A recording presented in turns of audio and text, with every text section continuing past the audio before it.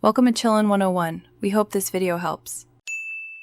You start by confirming hardware and making the first connections. Plug the primary monitor into the GPU, then connect the second display to the remaining port. If you must, use an adapter.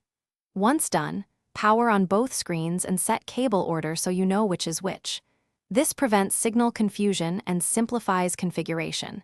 Make sure your GPU drivers are current. Updated drivers enable detection and unlock resolution options for both monitors. You now configure how the two displays behave. Open your system display settings or the GPU control panel and detect both monitors. Once they appear, choose Extend to create one desktop across both or Duplicate if you need the same view. Arrange icons to match the physical layout so the mouse travels naturally. Then set each monitor's resolution and scaling to optimal values.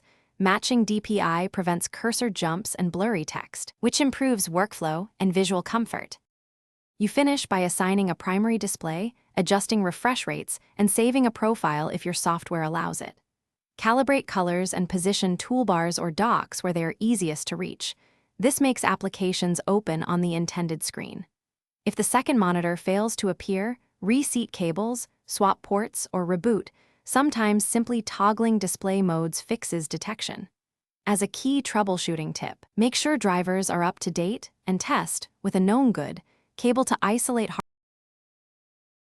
Thanks for watching. Consider subscribing if we helped you.